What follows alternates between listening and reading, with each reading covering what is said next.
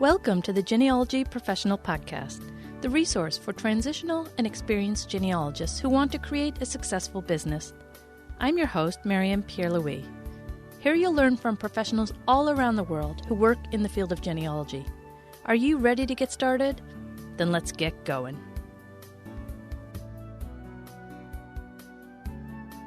This podcast is sponsored in part by the Association of Professional Genealogists. You can find out more about them at www.apgen.org. Welcome to episode 21 of the Genealogy Professional Podcast. Today, we turn our attention on the state of New York to get to know genealogist Jane Wilcox. Jane, welcome to the Genealogy Professional Podcast. Thank you. It's great to be here. Let's get started by having you tell us about yourself and give us an overview of your genealogy business. Okay. I am a Midwesterner, born and raised. I was born in Chillicothe, Ohio, and I grew up near Chicago in Waukegan, Illinois. I have an undergraduate degree in English literature and history. I have a master's degree in journalism from the Medill School of Journalism at Northwestern University. And I have a teacher certification from the University of Wisconsin-Parkside. And it took me longer to get my teacher's certification than it did for me to get my master's, which was interesting. Little known facts about me. I love to travel. I have been to India. China was 2 years ago. I've been to Australia, New Zealand, Egypt, and Israel. In the time that I was in India, I lived at an ashram. I actually was in India twice, and so lived at an ashram there. Also at an ashram in the Catskills in New York. So I did that for about 3.5 years. And then I ended up in New York about maybe 12 years ago. I knew of this area. My dad was originally from Long Island. He ended up in the Midwest. And then when I was in the ashram in the Catskills, I knew of the Hudson Valley. So that's how I ended up in the Hudson Valley in New York. I learned genealogy from my maternal grandmother. She was the national chairman for the DAR Genealogical Records Committee when I was growing up. So I was steeped in genealogy and loved to go to her house in Racine, Wisconsin, and would spend weekends pouring through the books that she ordered from the New England Historic Genealogical Society. She always waited for her order of 5 books very, expectantly. And then later on, I found out that my dad's mother was also interested in genealogy, and she died when I was 10, so I didn't know this until after she died, that she was traipsing through cemeteries as well. So I say I was born to do genealogy. I've been doing this since I was like 5 or 6. In terms of my genealogy business, as I mentioned, I live in the Hudson Valley. And I do a lot of client work. So my client work takes me up and down the Hudson River from New York City to Albany, up into Saratoga County. I've done some Mohawk Valley research as well. I have done New Jersey, Pennsylvania, Connecticut, Massachusetts, Vermont, New Hampshire, which is a lot of where my own family history is. And I also have a radio show called the Forget-Me-Not Hour. Your ancestors want their stories to be told. I've been doing that for just over 3 years. I started out in Poughkeepsie on WHVW 950 AM radio. I was invited to be a guest on a show there and then was offered a slot of my own. So I was doing that once a month in Poughkeepsie. And then a few months later, I thought I would love to share these shows with a wider audience. So I started the Blog Talk show. And so that's been just over 3 years for the Blog Talk show. So I do a New York-based show in the area on the first Wednesday of the month. And then the third Wednesday of the month, I do whatever strikes my fancy. So that's my radio show. I'm also writing a book based on my Wilcoxon family. It's called From England to America, The Odyssey of the William and Margaret Wilcoxon Family. This book is taking forever. I started it in 2001, and I was standing in front of my great-great-grandfather's grave on where he's buried in Long Island, and I literally heard the words, "Start the book," and I knew exactly what they meant. So I went to England and traveled all over the place. doing research for this book. I also edit client manuscripts. I have one of those under my belt this year. And then just recently, I've started writing articles for magazines. 2 articles are going to be coming out in the National Genealogical Society magazine. And then I've got a few more academic articles in the works for the journals. So that's my genealogy business. You sound like a very busy lady. I am, and I love it. That's great. Now, I get a strong sense of where your inspiration for genealogy came from. How did your love of genealogy eventually transition into a genealogy business? I started my first client project. It's probably about the year 2000. I was back in Wisconsin, and a friend of a friend recommended me to do some research. So that research took me to Chicago and parts of Wisconsin. So I started doing very little bit of research here and there for a friend or friends of friends. And as you can tell from what I told you about my living at an ashram, I'm a spiritual seeker, and I ask the metaphysical questions. So a few years ago, maybe 5 years or so ago, I just was wondering, what was I put here on earth to do? Just kind of reflecting about that. And I went back to my childhood, and it was genealogy that juiced me, back when I was a kid. And so I just decided to go for it and took the steps to put my shingle out and become a professional genealogist. What did you do to prepare yourself to make that transition into professional genealogy, both from an educational point of view and a business point of view? Sure. The first thing I did was I bought the book ProGen, Professional Genealogy. I haven't read it in its entirety. However, I did read very specific chapters that would help me get a better sense for what the business would entail. I joined the Association of Professional Genealogists, and that has been a wonderful resource for me in terms of networking with professionals, using their resources. Just recently, they've got the webinars and question and answer sessions with other professional genealogists. The biggest thing for me was actually taking on clients and getting my feet wet, one toe at a time. And that was, as I said, it was the biggest thing for me. And then I started attending conferences. I attended the New England Regional Genealogical Conference, National Genealogical Society conferences. A few years ago, started going to the Association of Professional Genealogists Professional Management Conference in Salt Lake City. That was a really big step for educating myself professionally. I missed it this year, but I did sign up for the long-distance learning sessions. There were 5 of them. And then I had my academic background in history and English Lit, so that was one of the things that I really relied on in terms of educating myself, taking that skill set and then applying them to a new area, which would be the Hudson Valley. I'm also reading journals. I come from an academic mindset, and so I want to know what other people are doing and how they're doing it. So I read the journals whenever they come out, and then also reading the magazines. The Association of Professional Genealogists and NGS also have magazines that help train people to do genealogy. From a business perspective, I took some courses. I took a number of courses with a company called Peak Potentials, which is kind of a self-help company helping people get out of their comfort zones. So that was a really important step for me to take. And there were some some courses on marketing and business. I also connected with the Ulster County Small Business Center here in Kingston, where I live, and I wrote a business plan. That only happened last year. I also started taking other courses through my local community college, like PowerPoint. So the big thing for me was the business and educating myself on how to run a business. Based on the degrees you mentioned at the start, I think you had mentioned journalism and education. Yes. It sounds like you had some experience in other fields before you came to genealogy. Can you tell us a little bit about that? Sure. I have had a wide variety of careers and jobs. So right out of college, I started as a typesetter. Actually, I got my journalism degree and could not find a job writing.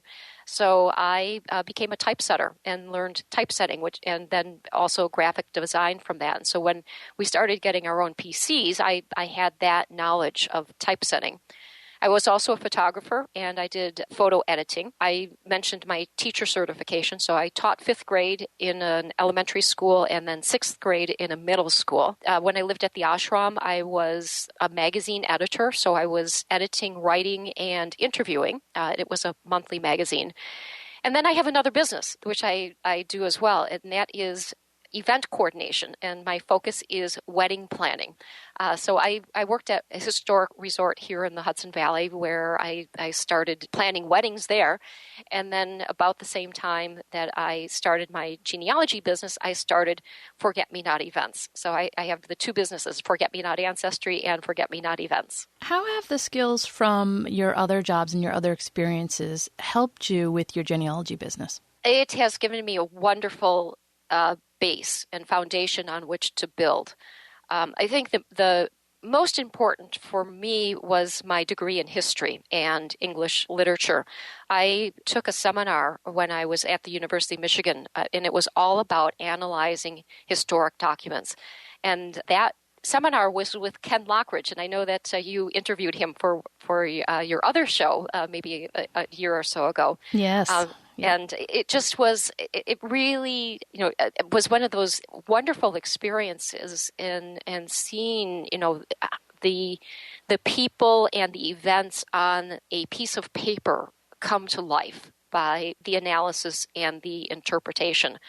And then also with English Lit, I'm analyzing other people's words, and there was so much of picking apart every phrase, every word, and interpreting it, and that's what I do all the time with my genealogy. I guess part of my history background is partly like being a social historian. I was more interested in knowing who the people behind the events were, what their lives were like.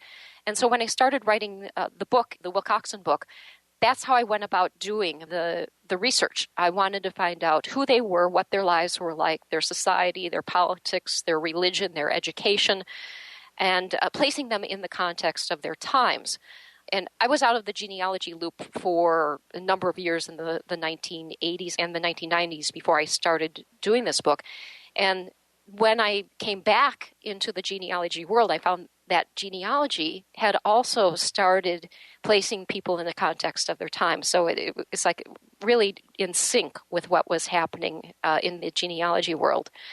And then, my photography, the typesetting, writing, education, interviewing, it was all skills that I use as a genealogist. And the education piece is now, starting to come into more of a play. The radio show, to me, when I started it, was speaking to my needs as a teacher. I wanted to provide people an educational experience, interviewing the different archives or archivists of the different repositories and letting people know what's out there here in New York to take advantage in their own research. So all of these things just kind of snowballed into my work as a genealogist. And it seems like everything that I have done is all coming into play. It sounds wonderful, really, the way everything that you've gained experience in really reinforces what you're doing now. It's very holistic. Yes. It's great. But I know that you must have lacked some skills when you started your business. What were some of the things that you had to learn? All of the business aspects, and that was the most daunting. I, as I mentioned, took some courses with the company called Peak Potentials, marketing, business, and it was overwhelming. There were other people who were participating in these courses who had already started their own businesses. And I just could not imagine myself doing the same. But little by little, I just, thought if I'm going to follow my dream, the thing that I was put on earth to do, then I had to learn these things. So one of those was bookkeeping. I bought QuickBooks, which I absolutely love now, and I asked my accountant to train me. So I paid him, and he sat down, and it was very personal because he'd already been doing my taxes. So we went every receipt, every category, and I still call him. Every year now, there's something that I don't know where to put, and I just call him and say, Dan, what do I do with this receipt? And then it's so easy now. I just print out my year-end statement, hand it to him, and he's all set. He doesn't have to go through all of my receipts. So that was wonderful. In terms of a website, even though I had the graphic design experience and the typesetting experience, I didn't want to do that. I didn't want to learn HTML. So I paid somebody to do it. I went online. I think I forgot what the website is. Hire My Mom. I found a person who developed a logo for me and did the branding. And then I have somebody, actually, they're both in Minneapolis, develop the website for me. So that piece I hired somebody to do. I formed an LLC. I knew I needed to protect myself legally and financially. So that I did all on my own. I was calling Matt at the Secretary of State's office in Albany almost weekly as I was doing this process. And, I would have to fill out one form and get that sent to him. And then, it was a process that I learned. And eventually I had my LLC formed. And it was a little tricky because I had the two businesses. I had both the genealogy and the events. And then the legalities. I hired an attorney. I had, from ProGen, I had a contract outline, and then I wanted it to be specific for New York. And so I sat down with an attorney, and she developed a template for my contract. I included some more things from ProGen, had her review it. And so when I do work now, I don't do work for clients without a contract. And that was one of the things that I realized was really important, so that everything is spelled out in the contract. I do a call with the prospective client to begin with, tell him or her, my terms, and then tell them that, I will send a contract. And if they have any questions about it, to please ask me. And sometimes I negotiate a contract. There's something in the contract that the person is a little uncomfortable about, or there's just something. And so I know what things I can play with in my contract and still be covered. The other thing was getting professional liability insurance. So all of those pieces, I had not a clue when I started. And I just took it one step at a time. Wow, it's very impressive. And I think you've done a remarkable job of, identifying what you needed to do and then accomplishing those tasks. Because people can get scared of those things, forming an LLC or talking to a lawyer or getting that liability insurance. So you're really to be commended for the way you went out and tackled all that. Thank you. It was a process, and that's one of the questions you asked me about obstacles. That was my biggest obstacle. I just was overwhelmed, knowing what was needed to start a business, and then actually putting all of the pieces together. So I didn't do it all at once. It was overwhelming, and I just took it one step at a time. Did you rely on the people, like you talked about Matt and your accountant, did you rely on the individual people involved with the individual tasks, or did you have other advisors or mentors who were sort of supporting you or giving you advice, encouraging you to, get through this? I have a success support circle, which I joined maybe 6 or 7 years ago. It's based on the Tony Robbins model, where a group of maybe like 10 people, partner 2 people every 2 weeks, and then we rotate. And I started out with buddy calls 5 days a week. It was for accountability. We would talk first thing in the morning. I would outline, this is what I want to accomplish in the next 24 hours. And then when we spoke the next day, I would let my buddy know if I had accomplished them or not. And so it was an accountability system. And through the years, I changed habits. And through this accountability group, I was able to take these steps, and they were also in businesses themselves. And so I did have other people, as I was saying, I'm having a challenge with this. They would give me their perspective from their own experience, or, maybe they had just listened to a webinar or read a book, and they would say, hey, this book might help you. So I did have that support as well. And now, through the years, I do 2 calls a week now. So I don't have that daily interaction like I did when I was first starting. And so the 2 days each week is sufficient. So just checking in, I know the ropes. I know what I need to do. I'm in the habit, the good habits of, being focused on what I need to do each day for running a business. So yes, I did have that support. So you've hit on 2 really important points here, and I just want to sort of reiterate them for the audience. The first is you had a lot of tasks to accomplish. You didn't know how to do them. You were feeling overwhelmed, and you found a solution by tackling them one by one, by making them smaller tasks and believing in yourself and just going forward and doing it. And then the other really great thing is that you went out and you found a support system, and not just a support system of friends who are going to say, yay, Jane, keep going, keep going. You found a support system of people who kept you accountable. So your support system really reinforced those goals and tasks that you set out to do. And this seems like a wonderful formula for success. Yes, absolutely. Tell us about that moment in your business when everything started to come together and you became really confident about where you were heading. That happened with Ancestry's Expert Connect. I saw it, it was being promoted, and I was intrigued. So I got myself on the list of professionals and started bidding on projects. I had never done this before. I had not, I had been doing work for people I knew, friends of friends. And what amazed me is that my bids were being accepted. And strangers were actually hiring me to do research. So I did, maybe 20, 25 projects in the course of Expert Connect. And there was always the feedback part of that as well. And the other thing that really sunk in is like when I realized that, things were just connecting, is that I was getting good feedback as well.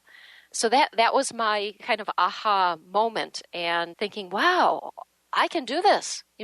Strangers are actually hiring me, and they're liking what I'm doing. For the sake of our audience, do you mind just explaining a little bit how Ancestry's Expert Connect worked? Because you mentioned bidding on projects, and you're the researcher. So I'm sure somebody in the audience who's not familiar with it is saying, why would she have to bid? Could you just explain how it worked and how you were in competition with other researchers? I was.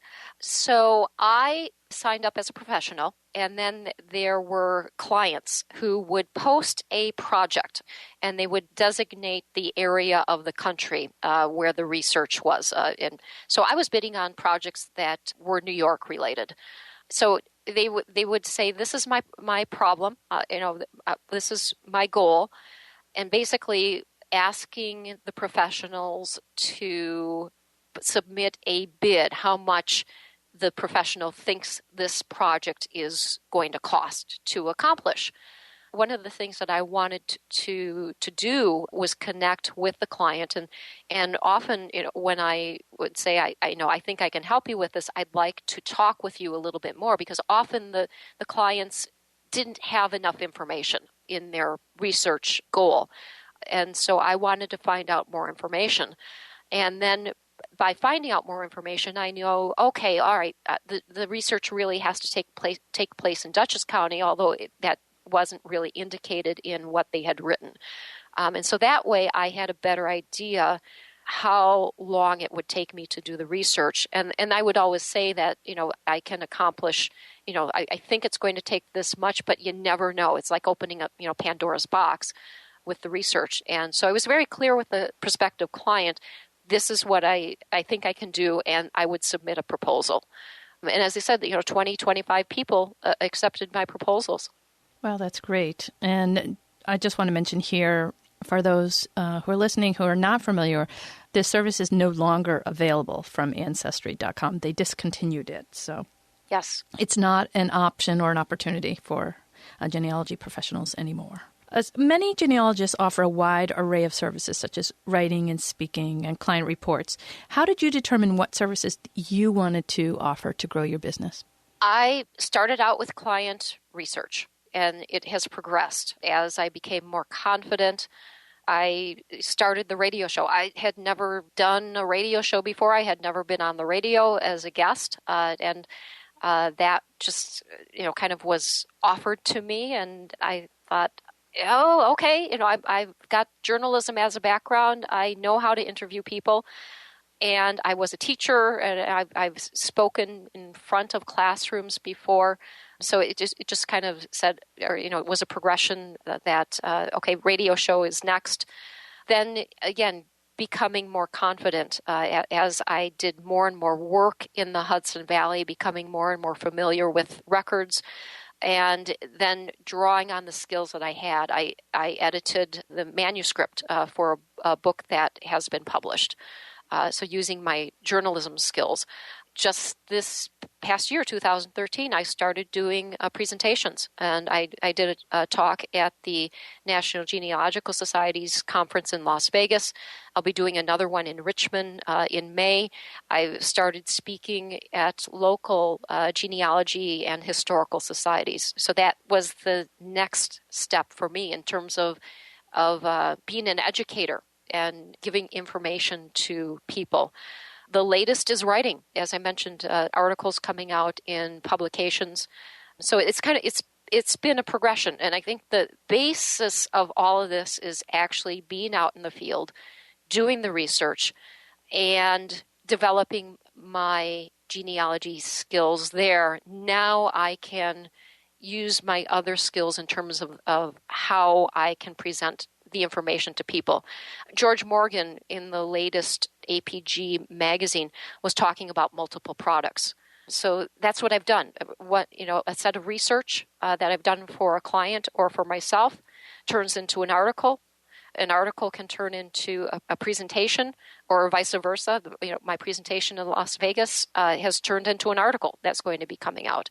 So it's using multiple formats to present what you know.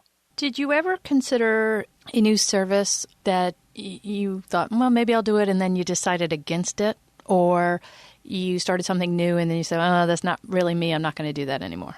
I'm just curious. The answer might be no.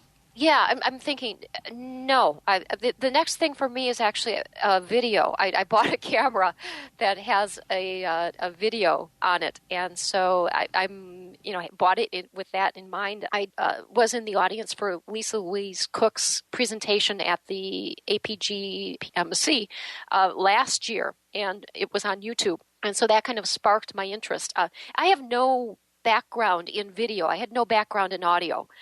And it was intriguing to me to, put the pieces together. I'm a very visual person, and I love the video. So that is probably going to be the next step for me, which I have not taken yet. What unique services do you offer that make you different from other genealogists? I call this a service. It's the radio show. You do your radio show. Bernice does a radio show. Thomas was doing a radio show. So they're just a few of us who are doing this, and I consider that one of my services. Even though I'm not getting paid for it, it's an educational piece that I like to provide. Plus, I love to talk with people, and I'm a natural learner. I want to know more information as well. So as I do research, I encounter all of these wonderful people, and inevitably I invite them on my radio show. So it's a learning, experience for me as well. So that's one of the services that makes me unique. And the other thing is my Hudson Valley research. I focus on colonial and early federal period, and there are not a lot of us out here in New York doing that period. So I'm up and down the Hudson Valley, and I've thought about specializing in just Ulster County, which is where I lived. But as I do more and more research, I'm finding that my people are going up and down the Hudson Valley, New York City to Albany, back and forth into New Jersey, into Connecticut, and I'm following their trail. And so that's, I think, for me, in terms of being unique, is I'm going to go where my people take me and actually be there in the records. And that's one of the things that I love as well, is actually being out on the road and doing the research in the original documents. Speaking about this Hudson Valley niche that you do, how did you educate yourself to become expert in that subject? Because you mentioned that, not that many people do that. And New York is known as one of the trickier states to do research in. So how did you approach that? I had not done Hudson Valley research. I should back up. I have some Hudson Valley ancestry, but other people had done it. So I that was not one of the family projects that I did for myself. So when I got here, I learned about the Hudson Valley. I'm a historian. I learned about the history of the Hudson Valley, going to libraries, going to archives, and participating in the resources or taking advantage of the resources that these places have. Reading books, talking with local experts, the local town historians or the county historians. And that all started happening as I took on client research. And so as was educating myself, in advance of going out and doing the actual research in the field. And as I mentioned, the research here in the Hudson Valley takes me far and wide. So I'm constantly learning about new groups of people who landed in Putnam County in the late 1700s, or a new group of people that arrived in Columbia County, a certain period. So that was, a lot of it was client-based, and then educating myself before I started in on the project. What has been the most challenging aspect of being a genealogy professional from a business point of view? Charging money. That was one of the biggest hurdles for me. Genealogy has a tradition, a history of sharing. You're sharing your family documents with cousins. And so, that's how I, was raised, with my grandmother doing genealogy research as well. And so then, I realized that if I'm going to be doing this as a business, I have to be savvy. I have to be a savvy business woman. And in order to make a decent living here in New York, I need to be charging, a considerable rate in order for me to survive. And what helped me with this is, again, the APG Professional Management Conference 3 years ago. Corey Meyerink, who owned, I can't remember what the name of the company is that Ancestry bought. Is it ProGenealogist? Yes. Yeah. He owned that company before Ancestry bought it. And he did a presentation on what it takes to be in business for yourself. And I just was so inspired by what he said. He basically said, go to salary.com, find out what a professionally employed researcher is charging in your area. And you need to be charging at least that, because you also, and probably more, because you also have to take into consideration taxes, health insurance, and all of the other things that, a company may be responsible for in terms of paying an employee a salary. So I came home and realized, I've got all of these skills. I'm living in New York, and I'm not charging enough to be able to really support myself financially with this business. And so I came home, I raised my prices, and I got more work than I ever had before. I'm so glad that you mentioned all that, your experience at the APG PMC and the change in mentality. I think that this is one of the issues for genealogists, There are different ways that people approach professional genealogy from a financial point of view. There are those people who are perhaps not financially under the gun. Perhaps they have a spouse or something that's bringing in the main income, and they do genealogies kind of on the side, and they don't feel the pressure to have to make a living. But I'm so glad that you mentioned this about that aspect of being an owner, because really, even if you're the only one in your company, you're the one in charge. You're running the business. You have to make a living at this. And you have to do what Corey said with have a business mentality and consider yourself an equal professional to all the other professions that are out there. And I think that's absolutely critical. If you're going to go beyond just making extra money, if you're going to use this as a way to support yourself, you have to make that transition. And I'm so glad to hear that they're providing that at the APG PMC, and you heard that message and you resonated so strongly with that message. And was that transformation difficult, but you still got to the other side? I did. I came back. I raised my rates. This was like 3 years ago. I was not comfortable raising my rates as much as Corey suggested. Again, mentally, I wasn't there. Mm-hmm. And so I raised it a little when I came back. Actually, it was significant, but not quite to what it should be, in terms of being able to earn a living in New York. And so it took me a few more years, gradually increasing. So I've been raising my rates each year, and in terms of supporting myself, and I am my sole support. I don't have another person who, can provide an income.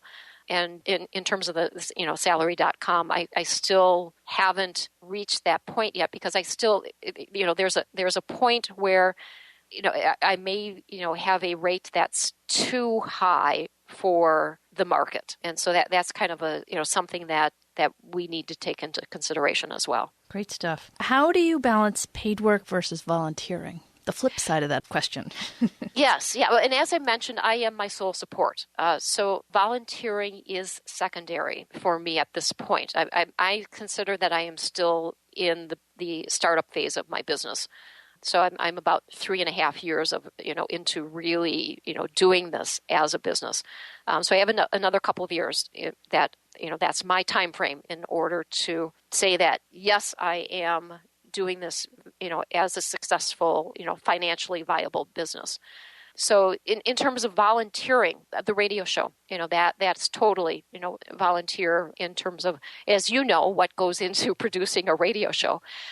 So that takes a lot of time. And I think when you and Bernice were on my show, I think at the beginning of the year, I said I can't imagine doing, a show every week. And now you've taken on more.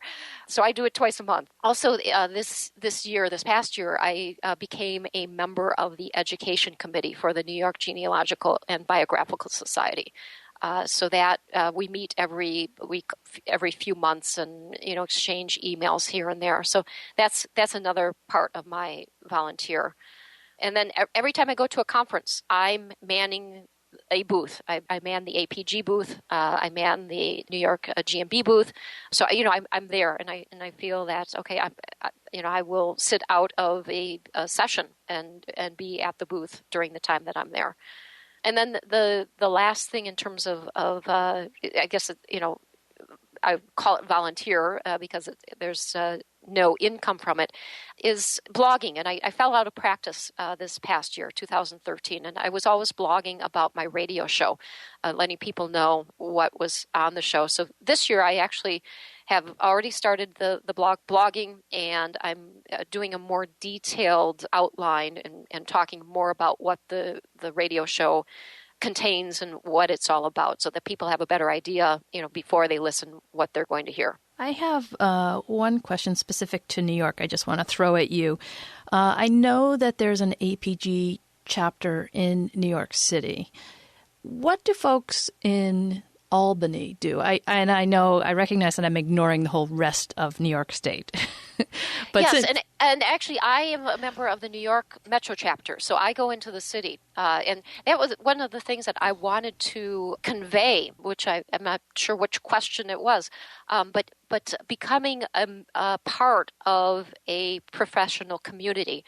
I attended my first APG New York Metro meeting maybe 3 years ago, and was welcomed with open arms by Terry Koch-Bostic. And it opened the door to me professionally, meeting other professionals, going to conferences with them. I know my roommate is Joan Morales, who I met at the APG meeting. So it just opened the door for me professionally. And the next nearest one, I think, is the New England chapter. So I'm not sure what other people in other parts of New York do. So there aren't any less formal groups or maybe state genealogical society groups or something like that might meet in Albany? Yeah, I'm just curious about, what if somebody doesn't want to go into the city? What would they do? Actually, the national APG, so participating, there is I believe, an at-large group that meets via the internet, and I may be wrong on that, but I believe I met somebody who does that. I think she lives in Oregon. So I think that's an option. And then participating in all of the APG, they have call-ins where you question Q&A about a particular topic. So that would be a wonderful resource for people. Jane, what is the most fun project that you've ever worked on that you can share with us? Sure. This actually happened early on in my genealogy career.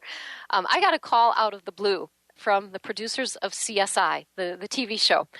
David Rambo and Carol Mendelson were looking for a professional genealogist to consult with them. They were looking at developing a pilot TV show, which was a genealogy mystery, and it was based on a book by a British author. So David interviewed me, and I hung up the phone. It's like, oh my, I can't believe that this is happening. And he called me back the next day and he said, we'd like to hire you. And I asked him, what it was that, made them hire me, because he did say that they were interviewing a few other people. And he said during the course of the interview, I was explaining, my experience with genealogy and how I felt that the ancestors wanted their stories to be told.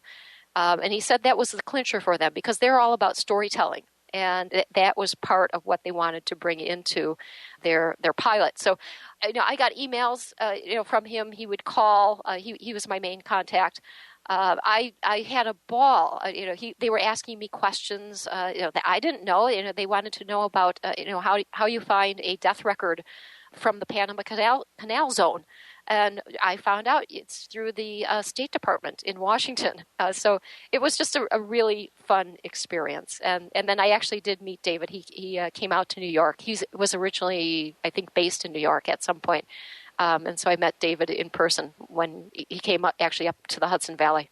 So this was that episode where they featured a genealogist on the show. It was like in the storyline. No, it was not. This was a totally new project. I can't even think what the working title of the show was. They were working on a TV pilot for CBS. Oh, so this didn't go anywhere? It did not. Okay. It did not. Okay, well, that's great, though, that they were trying. Yes.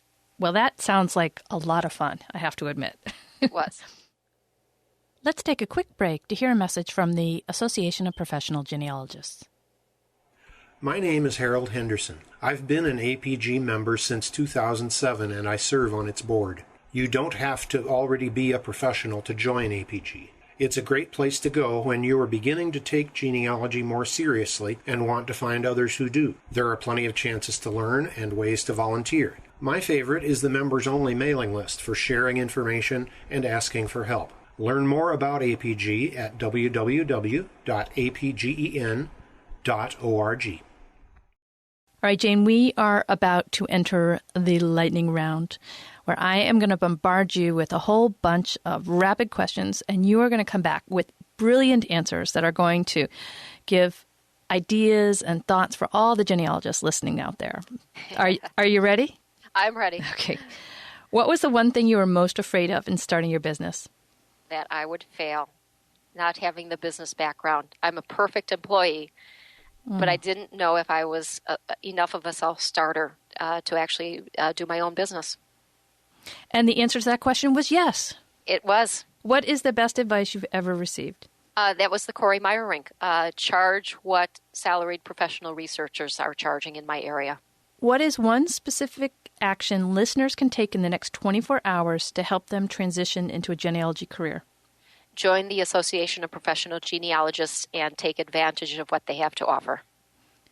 Do you have a productivity tool or an app like Dropbox that you love and you can share with our audience?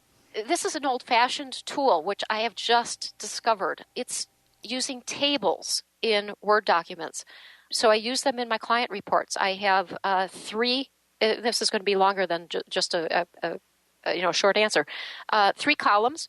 One is for my source, one is for the data or the transcription of the document, and one is for my notes or comments. And so I'm actually putting my data, my source, my comments in a table as I'm out in the field doing the research. And it's been a godsend for me. It's a great tip. What is your preferred social media channel? Facebook. If you can recommend one book for our listeners, what would it be? Secrets of the Millionaire Mind by T. Harv Eker. And he's the founder of Peak Potentials. And I'm going to make a special request. Can you also recommend a New York book? Ooh, actually, the one that is going to be coming out this year, published by the New York Genealogical and Biographical Society, it is going to be all about New York research. And I've seen drafts of some of the chapters. So that is the #1 book for New York research. I'm guessing that it's going to be multiple authors for each of those chapters? Yes. Multiple authors for the book. Yes. Naomi Joshi is the editor, and she will be talking about it at NGS Richmond. Great. Of course, I asked you that for a selfish reason. Of course, I have New York ancestors, so I will be keeping my eye on that book. Okay, hypothetical scenario. You have to move across the country, somewhere out west, California, Arizona, Washington. You don't know anyone, and you're not familiar with the research and record groups in that new location.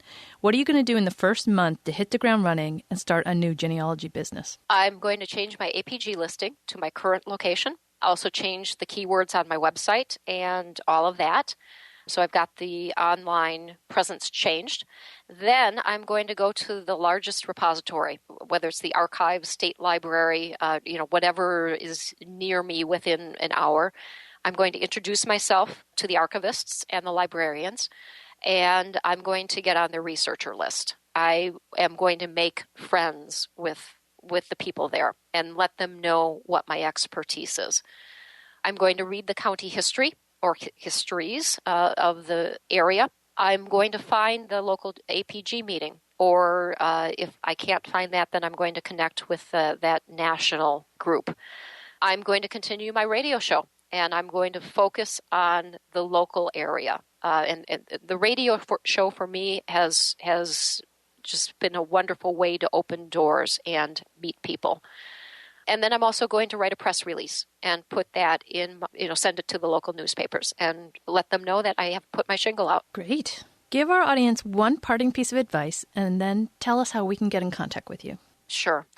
My recommendation is don't try to be like everybody else. Find your unique niche and use your unique skills and let people know what you have to offer. And people are going to be finding you.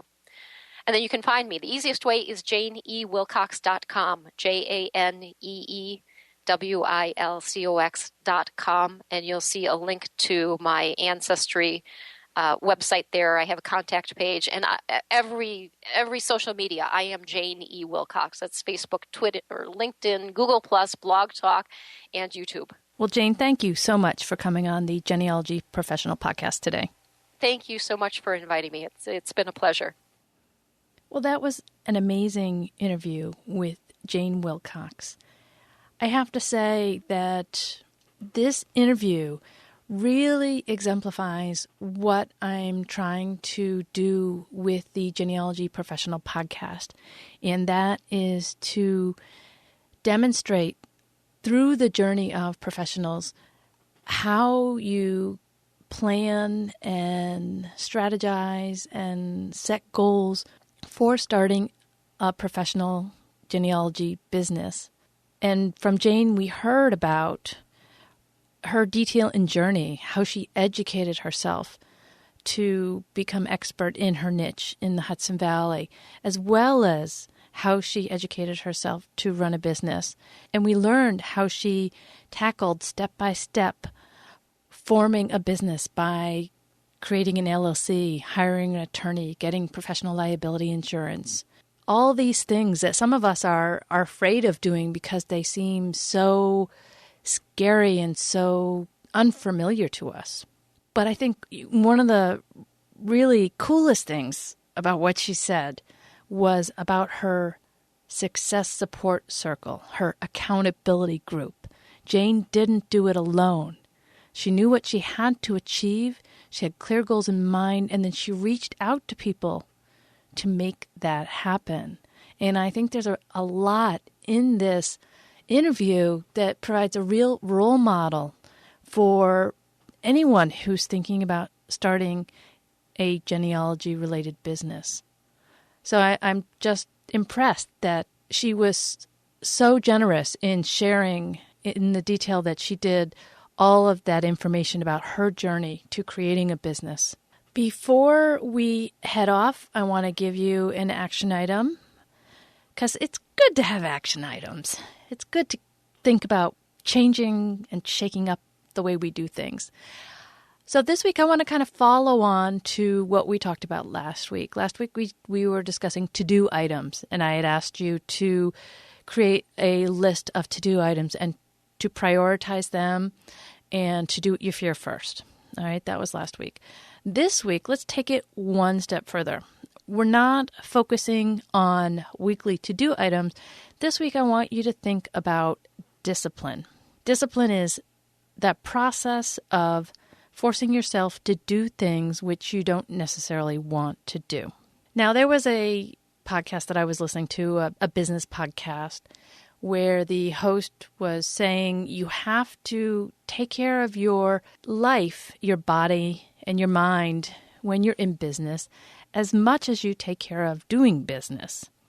And when he said that, it really struck a chord with me. And I said to myself, wow, I'm not going to be successful unless I can also be successful in committing to exercising and taking care of myself. Because that's what he was talking about, exercising, taking care of yourself, finding balance in your life. And I said, wow, that really makes sense. And this has always been an issue for me. This is something that I know that I need to do, but I've never really been able to stick with it. And from that moment that I heard him say that, I committed myself to exercising and to moving forward with striking a more balance in my life. So what I want to talk to you about is finding that sense of discipline in your life as well, no matter what it is that you need discipline in. Some of you don't need help exercising because you're already good at that. Maybe you need more discipline in working fewer hours.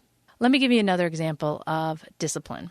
And this is a really simple thing. Every morning, I have to make the beds in the house. Everybody leaves. And before I can get to work, all these beds are staring at me. Yes, I know some of you are saying, why aren't they making it themselves? Well, that's another issue for another day. But I have some kids' beds that I need to make. And often I say to myself, I don't really want to make them. I'd rather just get straight to work. And I know that if I don't make those beds right then at that moment, that it will not get done.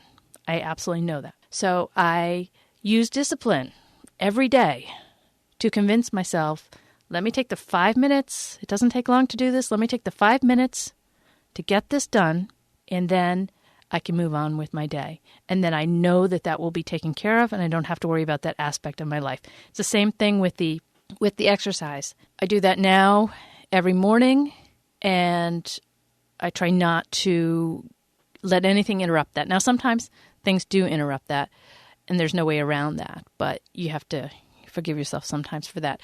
But so I have these two things that I do every morning, which is making the beds and doing my exercise. And I really, really, really try hard not to turn the computer on, check the email, or start work before I've accomplished these two things. And these things might seem really silly or simple to you, but these are things that I've really had to work on. So for this week's action item, I want you to think about what are 2 areas where you need some discipline, where you need to say to yourself, if I don't do this right now, it's not going to get done today.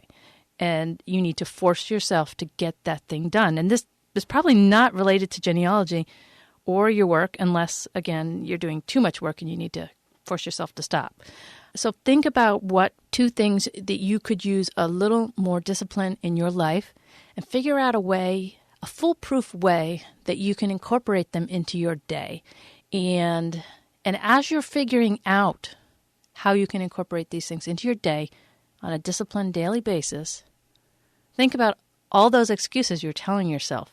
Oh, I can't do it then because of this. Oh, I can't do that because of this other thing that's getting in the way. Listen to all those excuses that you're making and realize that you're the one making those excuses, because you know if there's something you really want to do, you will do it. I'd be really curious to hear what some of the things are that you need to have discipline in your life. Start small, start simple, and see if you can structure your day a little bit more. So that's our action item for the week.